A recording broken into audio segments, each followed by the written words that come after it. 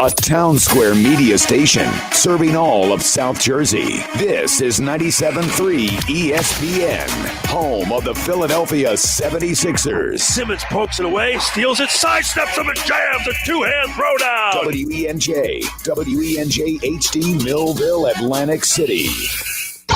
This is Game Night with Josh Hennig on 97.3 ESPN and the free mobile app. Now, live from the Matt Black Kia Studios. What a move! Here's Josh Hennig. Tuesday edition of Game Night on 97.3 ESPN FM, the 97.3 ESPN mobile app. And as always, we are live on Facebook, YouTube, and Twitter, where you can watch the show. You can join the conversation as always as you watch on 97.3 ESPN on Facebook, YouTube, and Twitter. Also, 609-403-0973 is the text for all of you listening on 97.3 ESPN FM and the 97.3 ESPN mobile app powered by First Bank of Seattle City. That's 609-403-0973 is the text board. We got a bunch of stuff to get to as we always do. A little bit of time to get to it. Bryan Toporek, Forbes Sports NBA writer, also co-host of the NBA podcast, will join us coming up at 6:20 tonight. NBA Finals Game 6 tonight. You hear all the action right here on 97.3 ESPN. Also, latest on the Sixers offseason. Today is Ben Simmons' 25th birthday. So, in Ben Simmons' world, today's an opportunity for him to use social media to show the world that he's working out. Because we all know that working out means that you're actually working out. Oh my goodness. It's ridiculous sometimes. It really is. This Ben Simmons stuff just needs to end. It really does.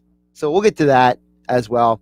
Also, my thoughts on the Dave Dombrowski comments from the John Clark podcast. We'll get to that as well. And don't forget, we are now days, not weeks, not months, days away from NFL training camps.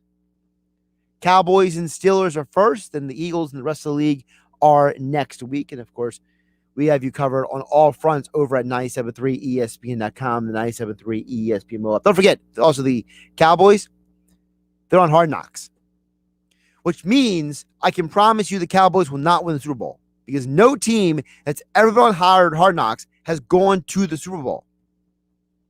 So for everybody picking the Cowboys to win, just remember, the Hard Knocks curse is greater than the Madden curse. Let's keep that in mind. But I can't not touch on this Ben Simmons thing first before I get to the Phillies. Because Ben Simmons has somebody in his life who's telling him that the solution to things, the thing to do is I'm going to put on social media that on my birthday, I'm working out in the gym. And that is the problem with a lot of people in today's world. They think that if you put it on social media, it's real. It means something. You know, if a tree falls in the forest, nobody heard it or saw it, did it actually, whatever. You know the old saying, tree falls in the forest, does it make a sound, right? If nobody heard it, nobody saw it, blah, blah, blah. People act like that with everything in life now. Hey, Ben, I got some advice for you. How about you just do work and stop putting things on social media? I would challenge, if I was in Ben Simmons' ear, I would challenge Ben to pull a LeBron James and do a social media just shut down for a while. To just disconnect from the world. Go to some remote location and just work on himself. Not just his game, but himself. Instead, he's out there buying a house, public displays of affection with his latest girlfriend. Ben, it's your birthday. Happy birthday. But your birthday is not an excuse for us to not criticize you. All right? Grow up. You're 25 years old now. You're not 15. You're not 18. You're not 20. You're 25 years old. A lot of us, when we were 25 years old, weren't able to do the things that you're doing. And I think, Ben, you take for granted a lot of things that you have. And I think if you care about maximizing the most out of your life, Ben Simmons, you need to take things more seriously. Because I don't think you do. I think you say you do. I think you think it looks cute that you're putting stuff on social media. Let me ask you a question, Ben. What are you doing when no one's watching? That's what counts. That's what shows up and shows out. How you handle your business when nobody is watching is more important than the parts of your life that you show off to everyone. Just to let you know. I wasn't sure if you were aware of that. Josh Hennig, Game Night on 97.3 ESPN. We'll get more into the NBA Finals, Ben Simmons, and more coming up with Bryan Toporek, Forbes Sports NBA writer, also co-host of the NBA podcast, coming up at 6:20 tonight. Text board is open as always, 609-403-0973. So Dave Dombrowski, first of all, before I get to Dave, I know I said this before because we've played audio from John Clark. You had the Danny Green interview and other interviews before. I got to give John Clark a lot of credit. He has turned this podcast that was meant to be like a content thing during the pandemic into this like breaking news machine. He's getting guys talk about things on his podcast I don't think anybody else is getting him talk about. So good for John Clark. He's doing good work, man. I'm very happy for him. So Dombrowski goes on this podcast. He's on there for like 35 minutes, whatever it is. And he had a lot to say about a lot of things.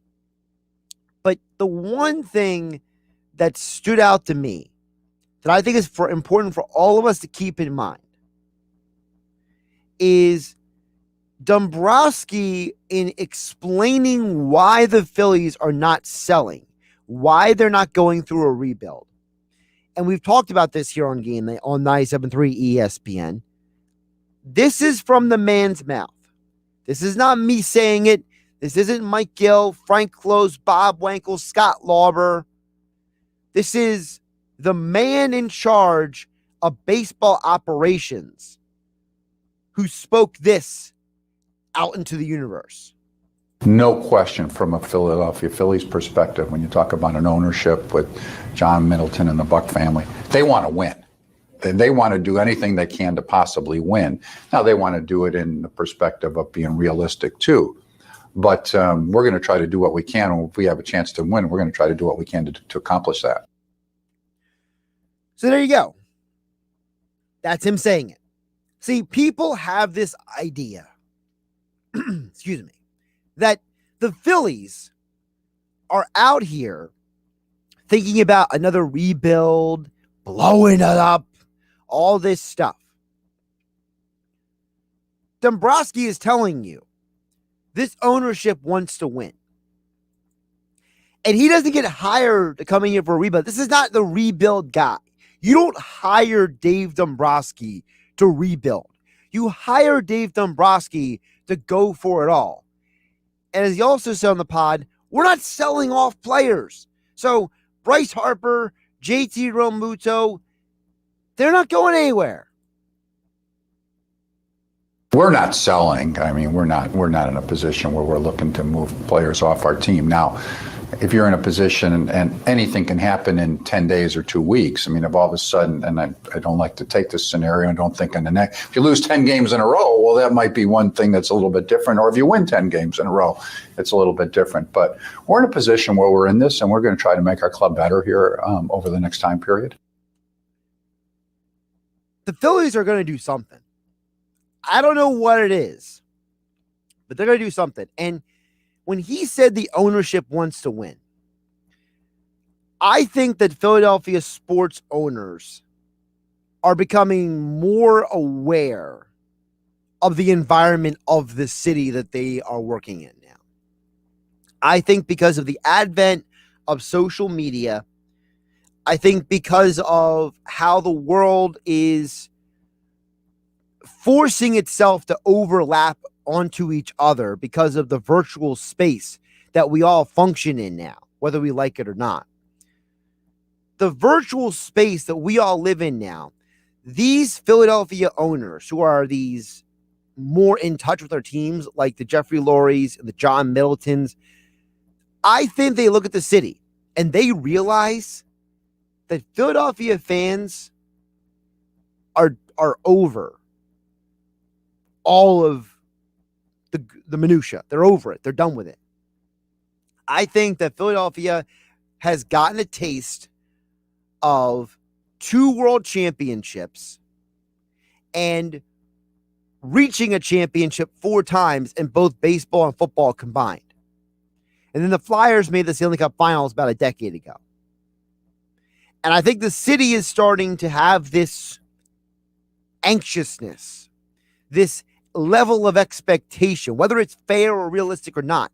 And I think that the owners like Middleton and Lurie are starting to feel that a little bit.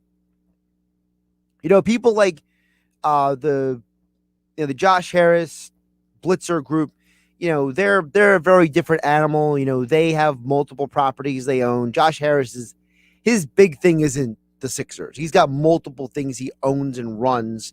Yeah, he wants the Sixers to win, but he's not sitting there, you know, absorbing the environment. And then the Flyers, it's a corporate ownership. Nobody really knows who's running a team at the top of the food chain, and whoever that guy is, he is completely out of touch with the organization, you know. So you have 2 teams in the Eagles and the Phillies who I think their owners are starting to realize that the city is demanding more of them. And I think that if you're John Middleton and you're the ownership group of a team like the Phillies, and you realize that it was just about 13 years ago that you won a World Series, and it was 12 years ago that you went to your 2nd straight World Series, and now you've come all this way and you haven't sniffed the playoffs in a decade, I think there's a part of them that says we had to hire Dave Dombrowski because we needed to get serious about trying to win.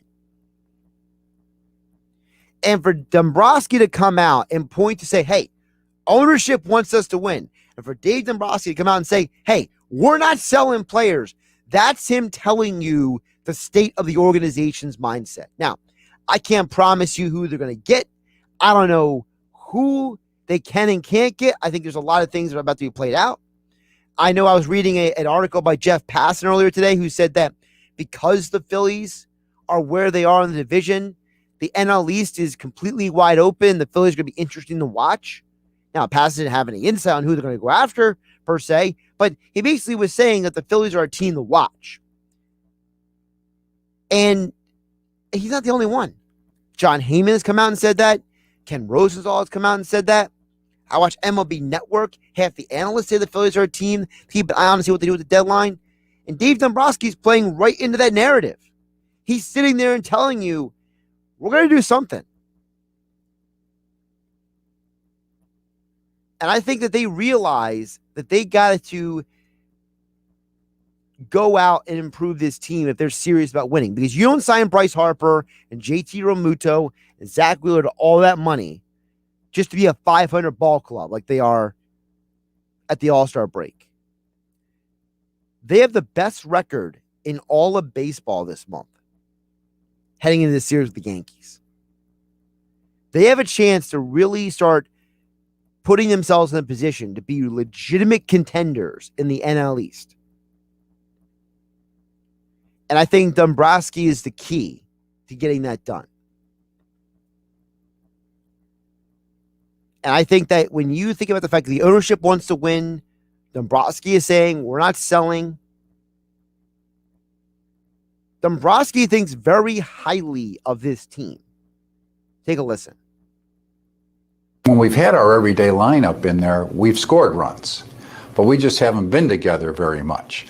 But when we're together, we have had the ability to put some runs up on the board. And I think we're in a position that when we can put them all together, and if we can keep them on the field together, that we have a chance to be in a position where we score runs, hopefully get on a little bit of a streak and try to win the division.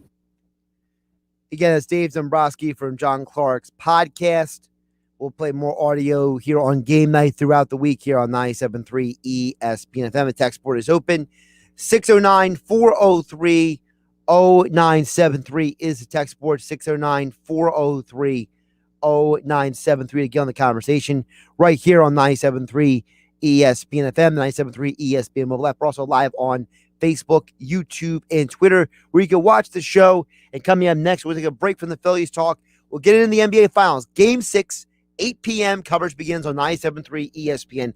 Will the Bucks close it out tonight with what is expected to be 65,000 people combined between in the arena in Milwaukee and outside the arena?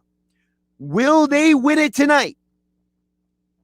And what on earth is going on with Ben Simmons? We'll get into all that with Bryan Toporek coming up next, right here on 97.3 ESPN FM, 97.3 ESPN mobile app. It's free thanks to First Bank of Seattle City for all your Phillies, Sixers, Eagles, Flyers, and all the Philadelphia sports coverage, as well as South Jersey High School sports, all on the 97.3 ESPN mobile app, powered by First Bank of Seattle City. And we are live on Facebook, YouTube, and Twitter. I'm Josh Hennig. This is Game Night. The NBA Finals continue. 15 seconds left to Giannis for the flush. Giannis and the Bucks keep rolling, winning their third straight to take the 3-2 series lead. Now we return to Milwaukee, where the Suns face a must-win Game 6. Will they survive, or will the Bucks be crowned NBA champions? Game 6 of the Suns and Bucks. Coverage begins today at 8 Eastern on ESPN Radio. The NBA Finals, exclusively on 97.3 ESPN FM, South Jersey's sports leader. Hello, Cape May County. This is County Commissioner Len Desiderio with an update on our continuing vaccination efforts. Thanks to the hard work of the people of Cape May County,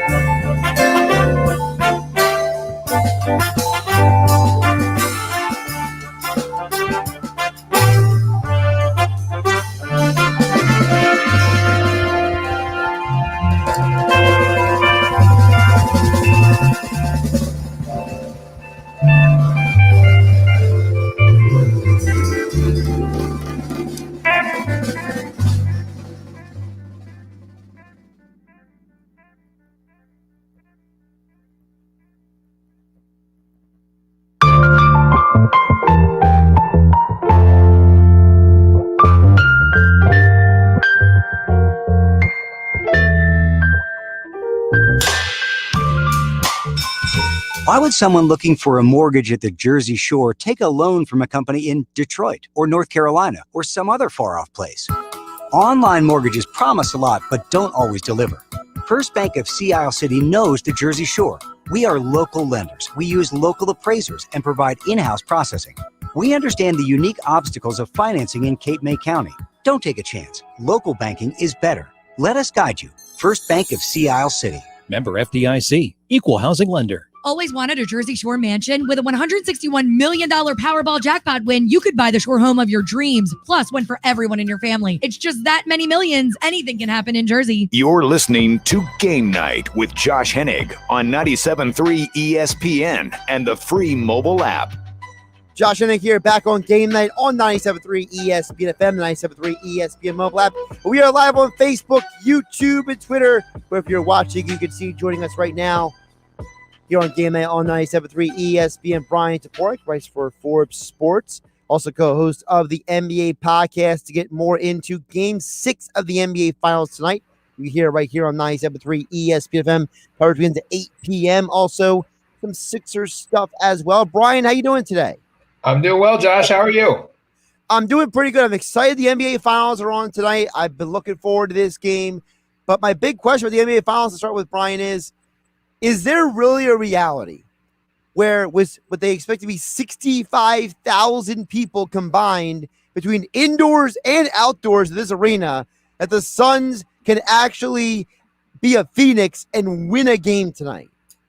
I think it's possible. I mean, these games, the last two games have been close, right? It's not the Bucks blew them out in game 3, but the last two games came down to the final minute. Now, of course, the Bucks are going to have a very passionate crowd on their side, and I think it's fair to expect that they're going to come out with a lot of energy, and how Phoenix handles those first few minutes, I think, will go a long way toward telling us whether they have a shot in this game. But I think there's, I don't think the series is over necessarily. Like I would be inclined to pick the Bucks tonight, but if the Suns win, I won't be totally surprised.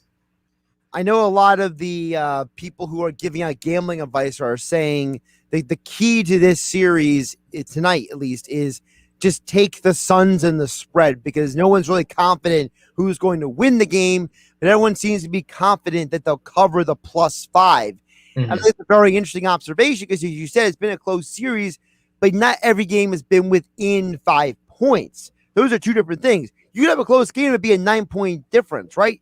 But it doesn't have to be within 5. So, how close can this game be, considering the fact that there's a part of me that wonders the Suns should have and could have won game 5. They had to lead in the first quarter. They were owning the game, and they just let it all slip away.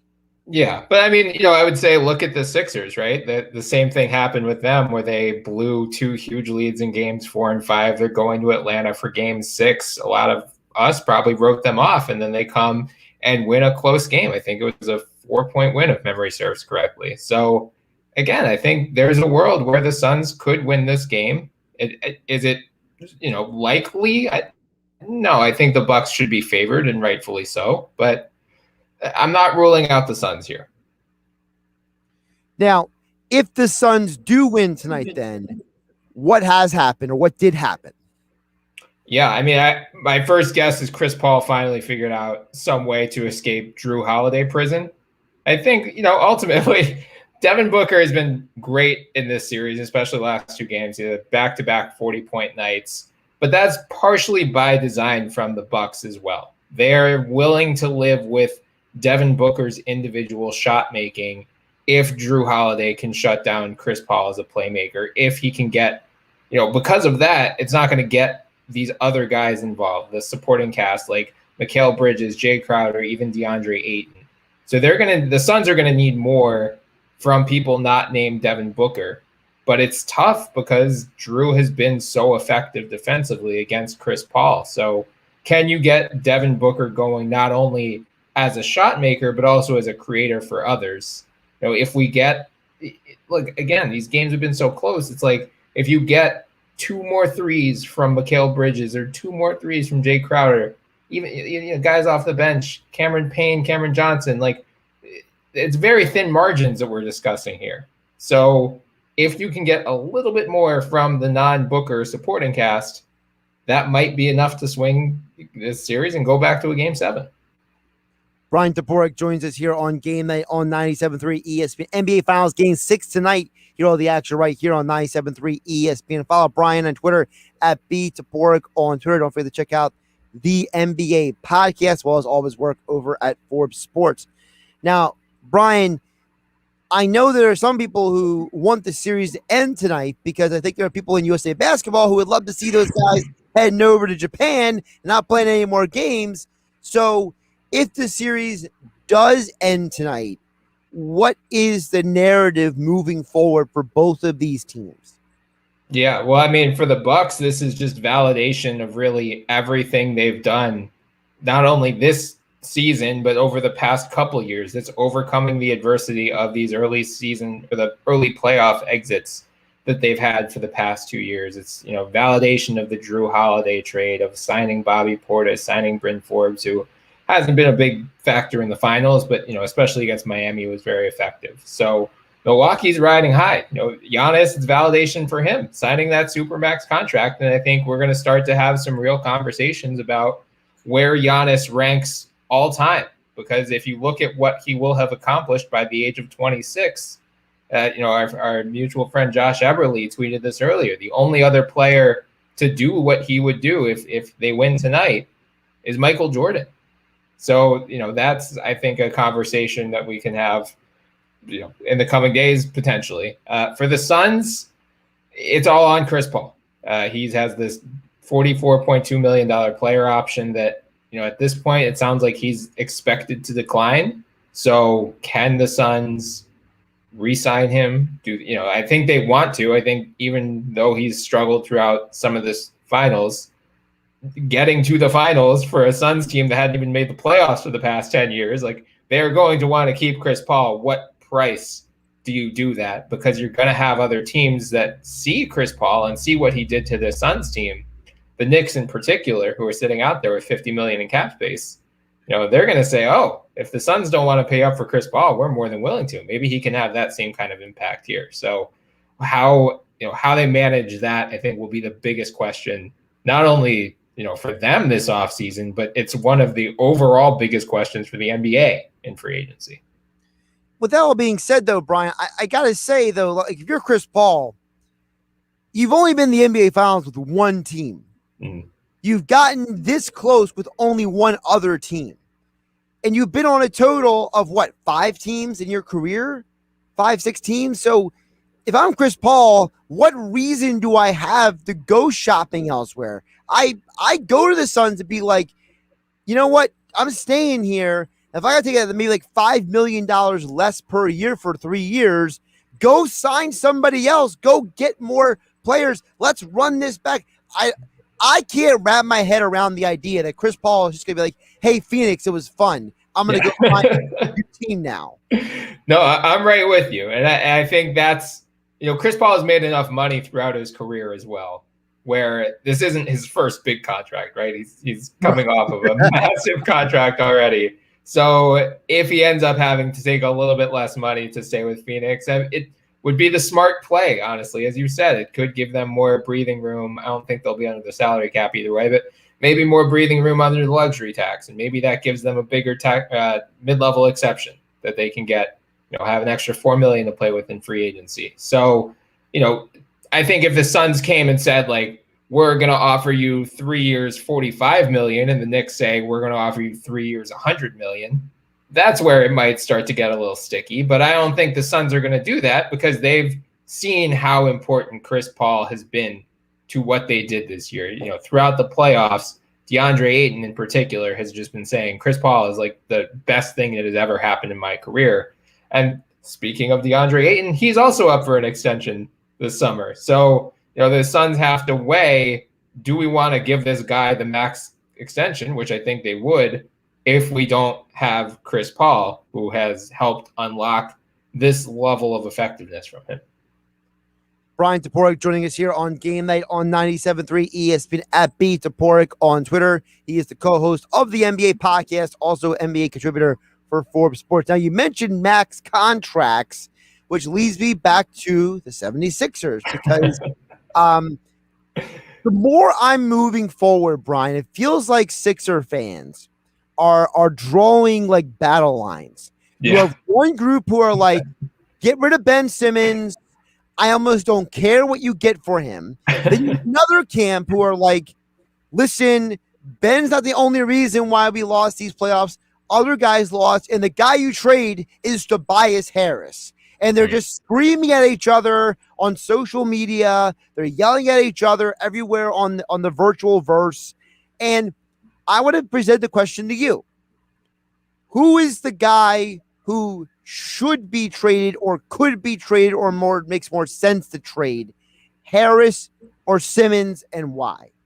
Yeah, I think it's pretty clearly Simmons. Tobias Harris has not popped up in trade rumors much as the Sixers are clearly shopping Ben Simmons. Shams Charania of The Athletic, Mark Stein of Substack have both reported that. So that's the more likely outcome of the two. And it makes sense, right? I mean, Tobias Harris struggled in those last couple of games of the playoffs, but he was very steady over the full Washington series, the first 4 games of the Atlanta series as well. It's not like if they trade Tobias and bring Ben back, they're still going to have the same problems that they had with Ben in the playoffs next year. If you trade Ben and keep Tobias, trade Ben hopefully for a primary playmaker, like Tobias wasn't the main problem in the playoffs. Ben's offense, not only in this playoff run, but in 2018, 2019 as well. So I think if we're talking which guy is more likely to be traded, it's Ben. I've kind of carved out a third camp, I guess, where I'm saying I don't know that the Sixers are definitely going to trade Ben Simmons this offseason. They're certainly shopping him, which is the smart play. He's not untouchable by any means. But especially given what's going on in Portland with Damian Lillard right now, where it looks like he basically did everything but request a trade last week. If I'm Daryl Morey, I'm saying, this CJ McCollum, Ben Simmons swap that's been discussed basically on every single website. I'm not trying to help Portland get better because my target is Damian Lillard. So if I do this Ben CJ swap and the Blazers benefit from it, the Dame's not going to want to come out and we're not going to have the chip to trade for Damian Lillard. So I'm waiting that out. I'm trying to see what happens. Can the Blazers make the changes this offseason that they need to make Dame happy? Or do you go into the start of next season, they get off to a rough start, and the sort of trade request becomes an actual trade request? Interesting, because number one, that's a very interesting angle to say Morey would hold out for said player instead of making trade. It's a whole other aspect of it. I do think I disagree with you a little bit on one thing, and that is, to me, I took away from the Lillard presser, whatever you want to call it, was, listen, don't believe anybody but me when it comes to what's going on with me. And in saying that, I want to be in Portland, but I'm going to play Russell Wilson, and I'm going to tell you that if you don't give me what I want, I'm going to ask for out of here. And I got to imagine when he sat down with who's the GM, Neil O'Shea is his name, and the new head coach, Chauncey Billups, before he flew out to Japan, I got to believe. And we didn't hear anything about it, so that means nothing bad happened, right? Yeah, right. If something wacky happened, we never heard about it the next day from somebody reputable, okay? Not some guy with 4,000 Twitter followers who covers the Washington Wizards who nobody's ever heard of before. But anyway, I got to believe that Portland is going to do what it takes to keep him, because I think they realize that this organization, Brian, they're in a really bad predicament right now because, and I think if they look around the league, they look at the Milwaukee Bucks, they're going to try to do what they did. I don't know how they do it, but I got to believe they're going to try to be the Milwaukee Bucks next year. So that's why, to me, I don't know, is Morey going to be holding out for something that might never happen? Yeah, I mean, that's the thing he has to balance. But if Dame doesn't become available, we still have Bradley Beal, who could be a free agent next year, Zach LaVine, who could be a free agent next year. And if the NBA has taught us anything, it's that there's always a disgruntled star just lurking around the corner. So if it's not one of those three guys, who knows who's going to come out, But I think to the point about the Blazers and Dame and how they approach this offseason, I think the Blazers need to have a very honest conversation with themselves and look at their roster right now and say, what can we do to get on the level of the Lakers and the Bucks and the Suns and the Nets? And is there a way that we can do that? Because honestly, if you look at that roster, I don't think there is, barring, some sort of like CJ McCollum for Paul George and a bunch of, Luke Kennard, like just a total heist of a trade. I don't see a way where they're going to be able to upgrade to the extent that they're going to need to become a championship contender, which is what Dame says he wants. And they don't have a ton of young guys to build around. It's Anthony Simons, who's heading into the last year of his deal, Nasir Little, who hasn't done a ton in his first 2 seasons.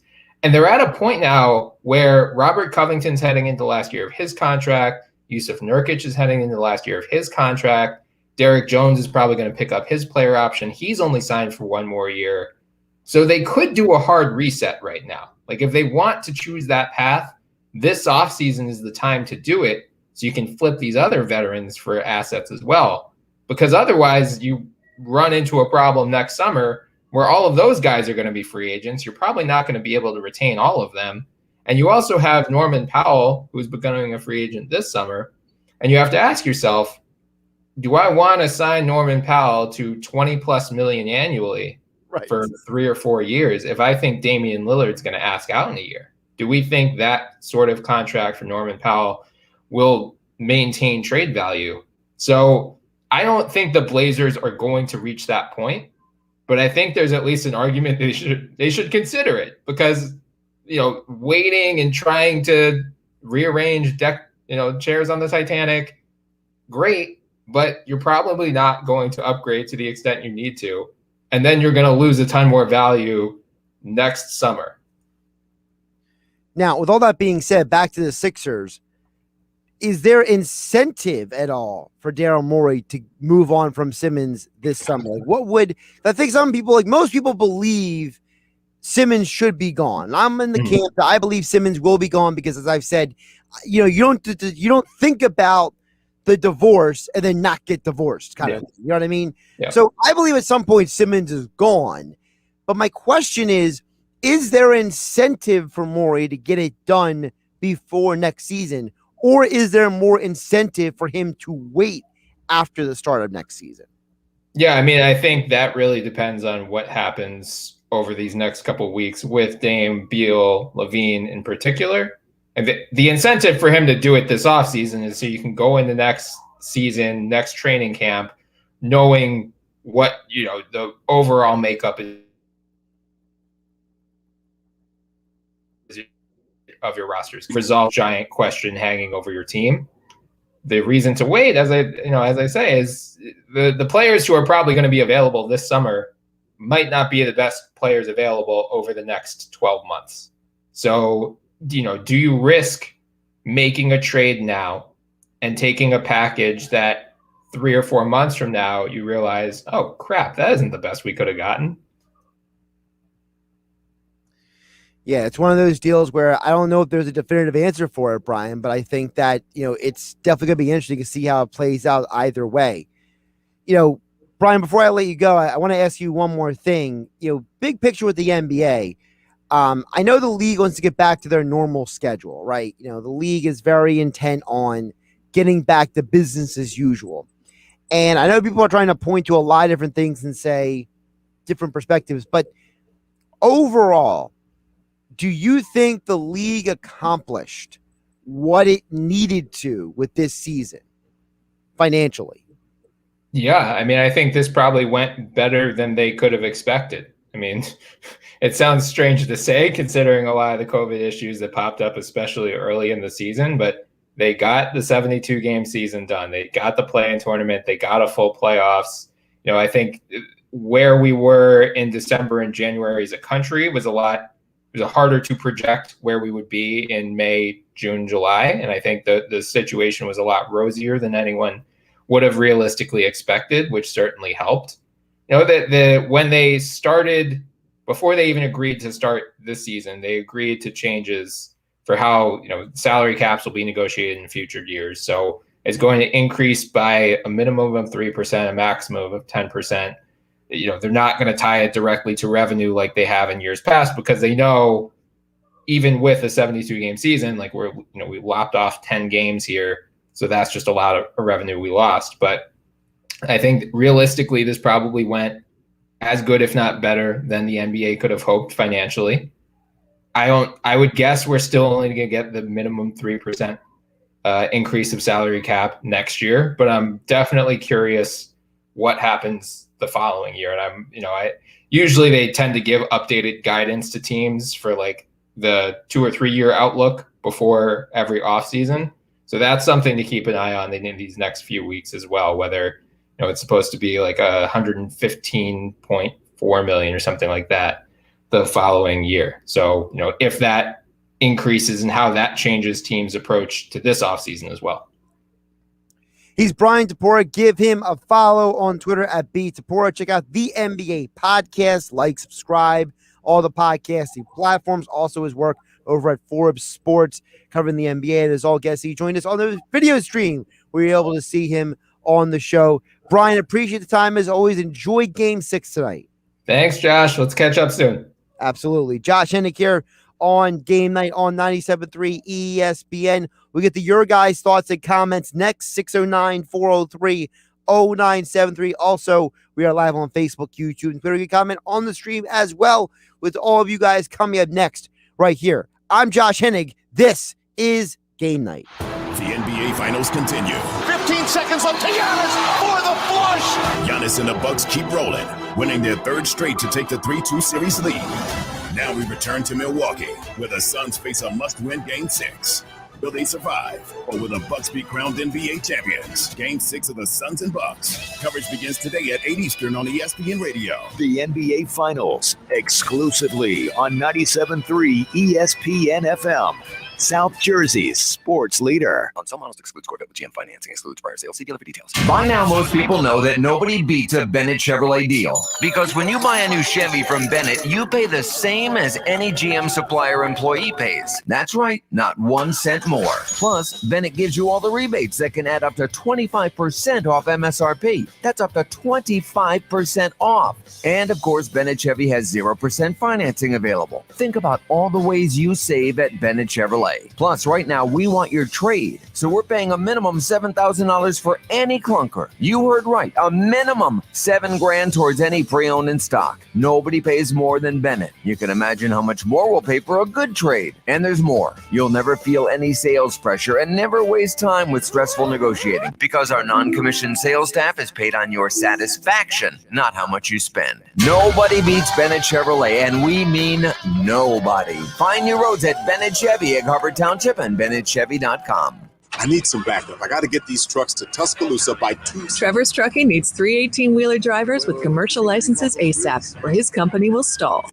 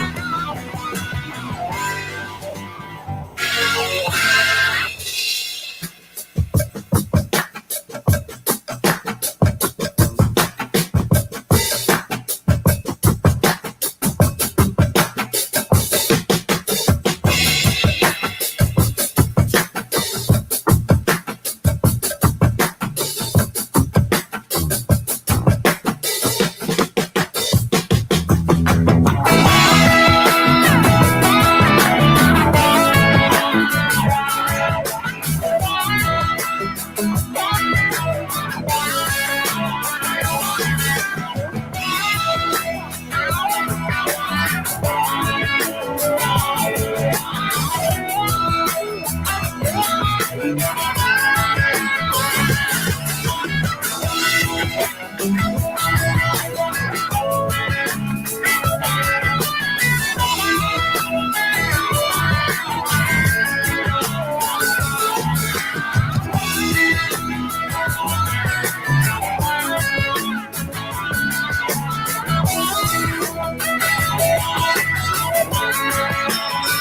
would someone looking for a mortgage at the Jersey Shore take a loan from a company in Detroit or North Carolina or some other far-off place? Online mortgages promise a lot, but don't always deliver. First Bank of Sea Isle City knows the Jersey Shore. We are local lenders. We use local appraisers and provide in-house processing. We understand the unique obstacles of financing in Cape May County. Don't take a chance. Local banking is better. Let us guide you. First Bank of Sea Isle City. Member FDIC, equal housing lender. Now, more Game Night with Josh Hennig on 97.3 ESPN and the free mobile app. Josh Hennig here on Game Night on 97.3 ESPN FM, 97.3 ESPN mobile app. We are live on Facebook, YouTube, and Twitter. We'll get to your guys' thoughts and comments coming up momentarily. We got a couple texts that came in, 609-403-0973. For those of you listening on 97.3 ESPN FM, the 97.3 ESPN mobile app. We're also live on Facebook, YouTube, and Twitter, where you can join the conversation there as well. Before we get to your guys' thoughts and comments, a couple of items I want to hit on really quick. Phillies news came out about what is approximately, looks like to be 14 minutes ago. The Phillies have made a couple more roster moves. They have placed Bailey Falter and J.D. Hammer on the COVID-related list. They have called Mauricio Rivera and outfielder Mickey Moniak to take their roster spots. Also, Joe Girardi has informed the media that Alec Bohm has been cleared to return from the COVID-19 list, but Bohm still has to work himself in the baseball shape before he's reinstated. So even though he can travel with the team, he's technically not on the roster yet. So some interesting developments to keep in mind there with the Phillies. Now remember, as I always like to say, and I love to remind people, you have a situation where just because you're on the COVID-related list does not mean you tested positive for COVID. So if Bailey Falter or J.D. Hammer were considered a close contact of someone else who tested positive for COVID, you are supposed to go on the list for precautionary reasons anyway. Or if you have symptoms that are COVID-related, but you do not have a positive COVID test, they also like to isolate you as well. So I don't want to read too much into this, but this does seem to be maybe a slightly procedural than anything else. And I don't expect, unless Falter and Hammer news comes out that they both tested positive and they were just close contacts, and I don't know how long they're going to miss. But I think the fact that Alec Bohm is coming back soon is a sign that, you know, there's no real serious issue here. Now, the serious issue I want to hit on before I get to you guys is 609-403-0973 about the Phillies and Ben Simmons stuff. So the Tokyo organizing committee in the Olympics, they had a meeting today, and they did not rule out a last-minute cancellation of the Olympics. Now, the reason I want to bring this up is because, not just because it's sports-related, but because of the fact that there is a concern about perception with a lot of this stuff, all right? So, for those who don't know, there has been a bunch of COVID-19 cases among those who have been accredited for the Olympic Games, whether it's athletes or organizers or officials or media, whoever. And if you add in the athletes who have tested positive, who have not traveled for the games, you're over 70 people who have now either tested positive for COVID or who are suspected to have COVID. And the reason why it's important to keep in mind is because we saw sports entities, organizations find ways to make sports happen in the last 15 months with very few incidents or any incidents for that matter.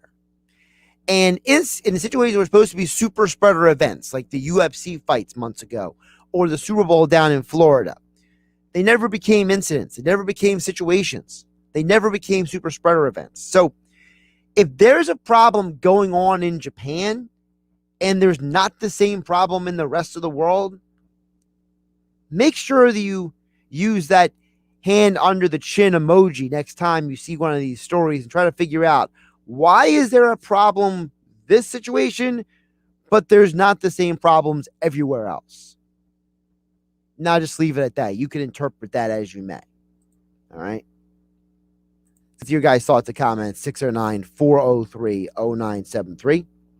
First text came in was Steve from Ventnor, says the Phillies have a good relationship with the Marlins, so they should get Starling Marte and Richard Blyer for Adam Hazley, Enyel De Los Santos, and Mauricio Rivera. So, Mauricio is coming up today, so he may actually get some action in during this Yankees series. I believe Steve's the same person who wants to put De Los Santos in almost every trade. So, if this is who I think it is, Steve's a good guy, but Steve loves to throw De Los Santos in almost every trade. I've seen him text in.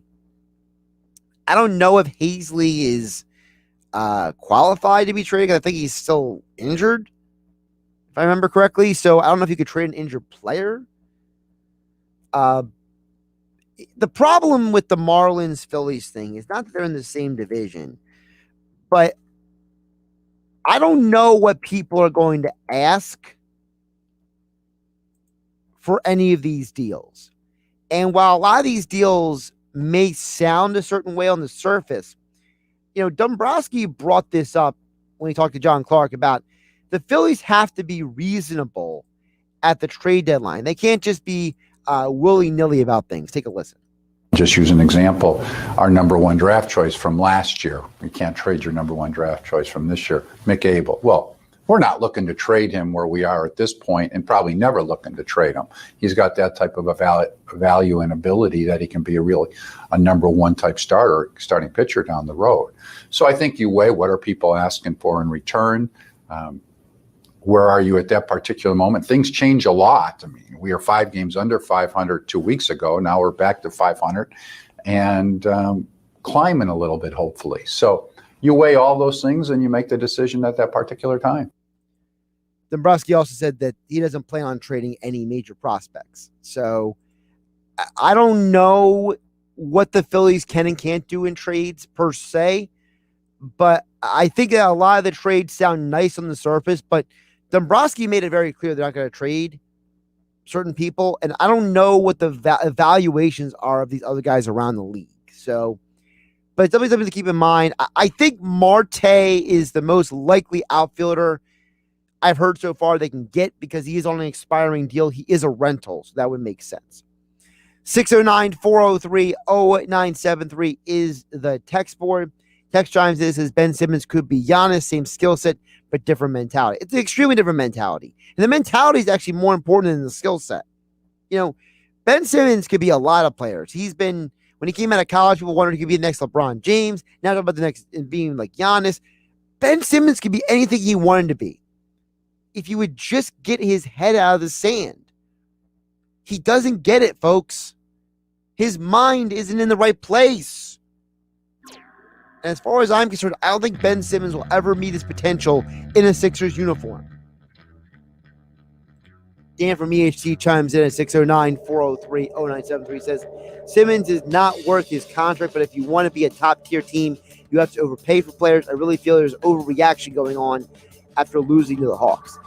Listen, Dan, there's always overreaction when you lose. And I think that for the Sixers and their fans, a lot of people feel like enough is enough. You got to move on. You got to do something to change things up, or people don't want business as usual. What's the old saying? If it ain't broke, don't fix it. Well, the opposite is true. If it's what you're doing is not working to win you a championship, then you got to do something else. All right, I'm Josh Hennig. This is Game Night. NBA Finals Game 6. I think it ends tonight with the Bucks winning. Have a great night. I'll catch you tomorrow at 6 p.m. here on 97.3 ESPN FM. Health Update with Robin Stoloff. Learn more, live better. It's time to get your grill on. What's summer without a cookout?